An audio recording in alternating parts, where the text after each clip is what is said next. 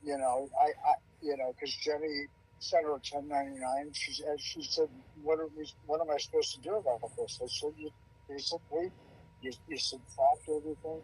Jenny's answer to her was, just make something up on the people that didn't really turn into you.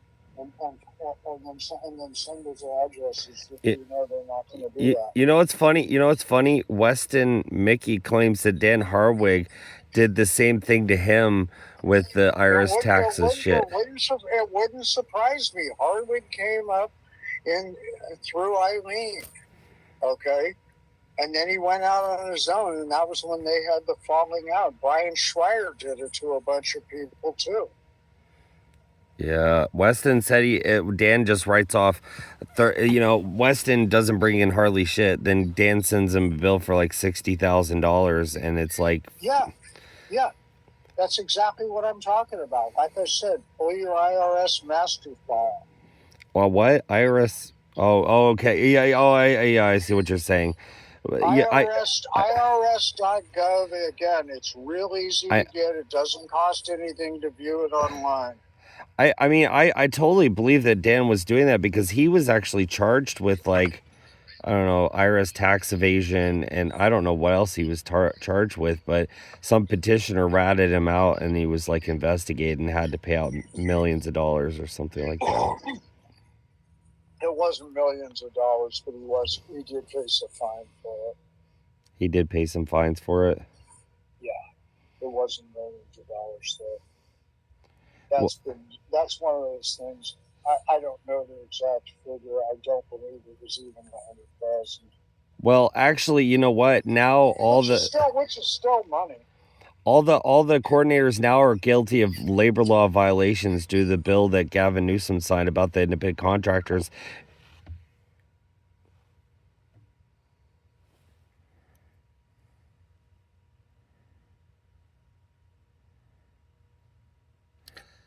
Anyway, folks, me and Rick Fenton were just talking about how coordinators for PCI like Eileen Ray and Ginny Breslin and Dan Harwig and Mike Arno all started in this industry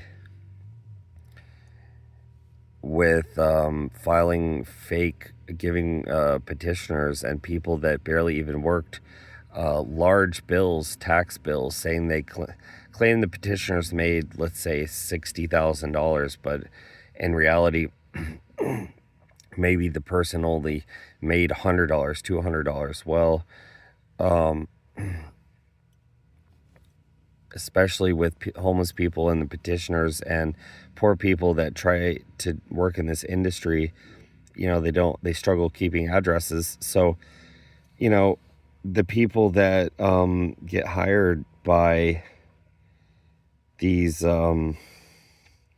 coordinators like Eileen Ray, what you guys didn't hear a few minutes ago, basically he was talking about how Eileen Ray went into poor neighborhoods in Sacramento and hung flyers for petition work at bus stops and poor communities and minorities and black people and stuff. She basically used poor people that wouldn't be in their apartments or where they were living 6 months from that time when they filed taxes. And then Eileen Ray would have to send out 1099 which the people never got and never knew they got. And,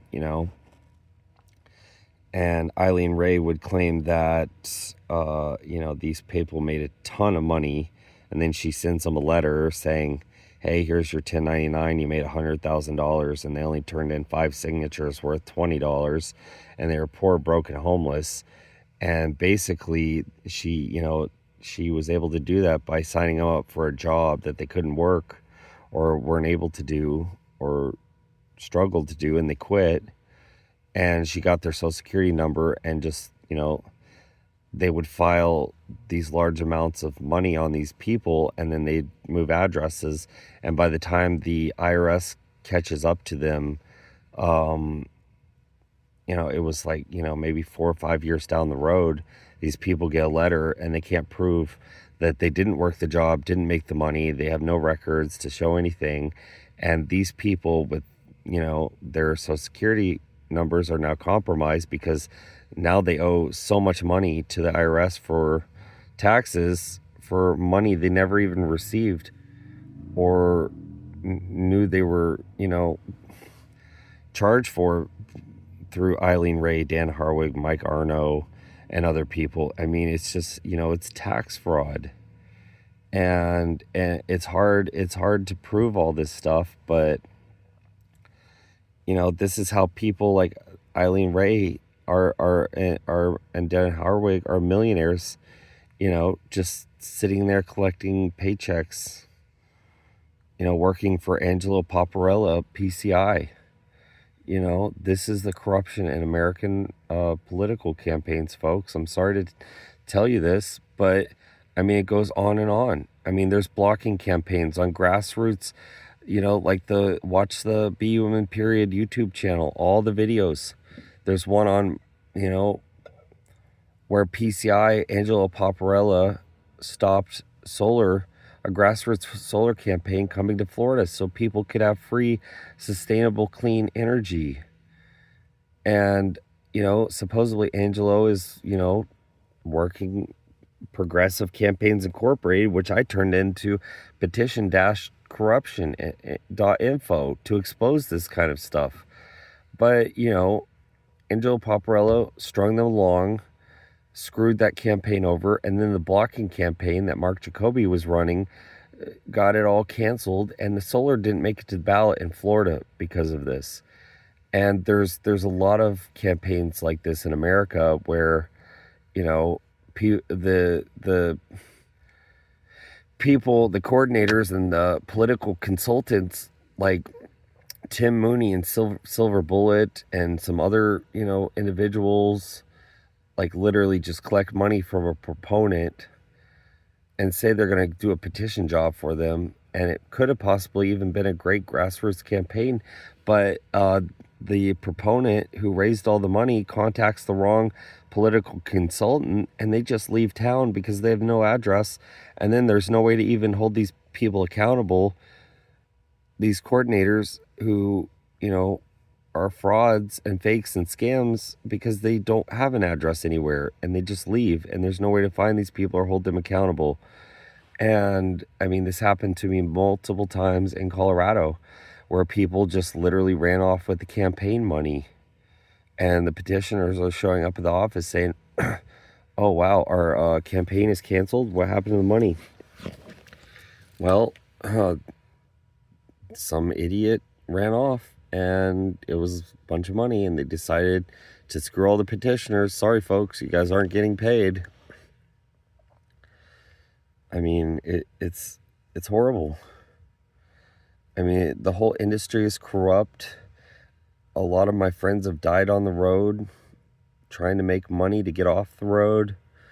Poor health, no health care, no unemployment, no disability, no nothing, no benefits, no work, sick leave, no vacations. I mean, the whole industry is a scam. And now they're trying to take the abortion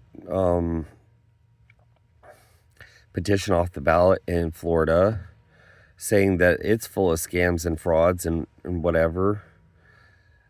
But, all the campaigns are plagued with frauds and scams and forgeries because the petitioners will do anything, lie to get a signature. They will steal, they will cheat, they'll steal other petitioners' petitions. I mean, they'll beat people up. They'll, I mean, it's a horrible, horrible, terrible industry. And, sometimes there are good petitions. Like one of the petitions, I blocked a huge development from going on top of a hill in San Diego where the Chinese were trying to develop this thing. And the Cal Fire told the city council or the county board of supervisors, it was a no-go because the people would be burned alive. The 2-lane road couldn't handle the traffic if there was a fire.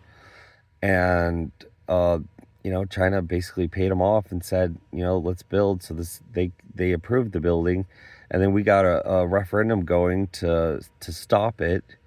And then the Chinese people hired Mark Jacoby to pay petitioners that I knew to block the campaigns, to act like they were going to threaten us, assault us, stop people from signing, and all this other shit. They were paying them $500 a day and free hotels. And most of the petitioners aren't even good enough in San Diego to make that much money. Besides me, I made more than $500 a day, so I didn't give a fuck, and I would never work on that kind of a blocking campaign, or any blocking campaign for that matter. Because unless I'm working on a blocking campaign now because, everybody needs to vote no on all these 2024 ballot initiatives. It's all a bunch of crap. People are dying out there. My friend Edie Baggett died on the road. Doug Merrow, Quintus Cornish, and that's just the list, a few of them. And, petitioners are all homeless. They can't ever establish residency. Like me, I've been in this industry 14 years, and, I have no community. I don't know how to even establish a residency after 1 million miles on the road. But, back to, it's just so crooked, these petitions, there's so much more involved than you think. Than we're just voting on some kind of ballot initiative that you think is going to make a difference. Because, for instance, the Safe Communities Prop 36 or whatever it is on the ballot this year for 2024, the PCI initiative, was funded by Walmart, the prison system, Target, and Home Depot.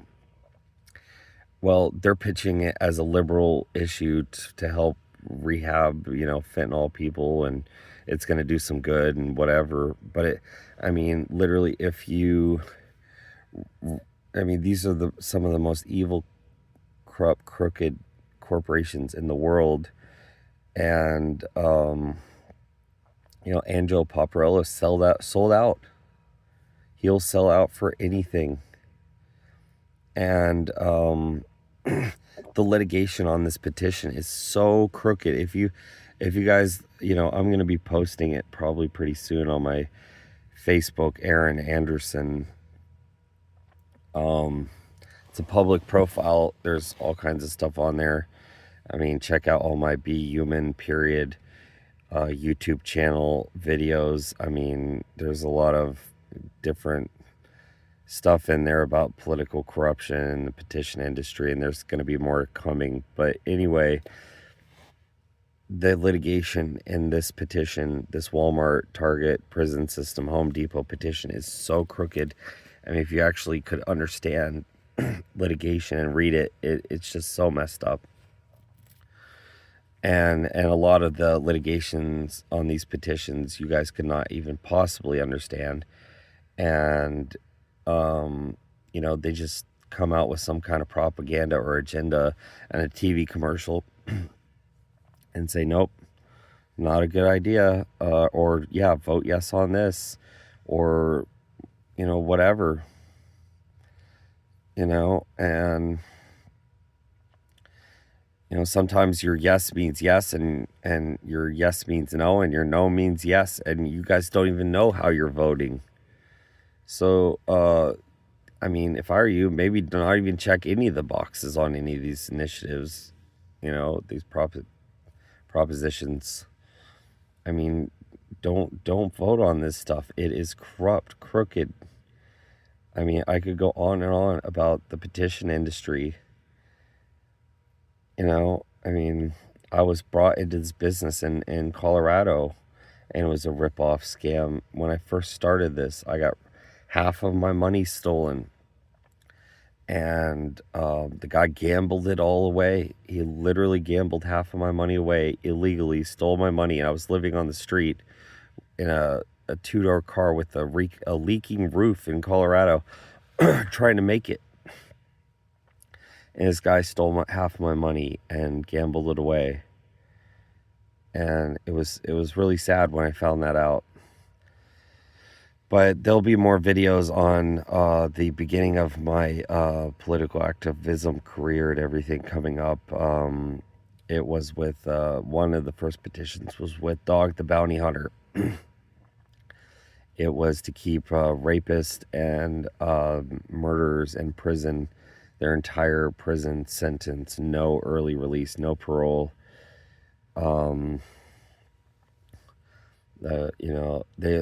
Colorado has a big time revolving door in prison system in Colorado. I mean, it's so corrupt and crooked. It's just a big money game and a scam, and they don't care who's out on the streets. And the rapists keep raping people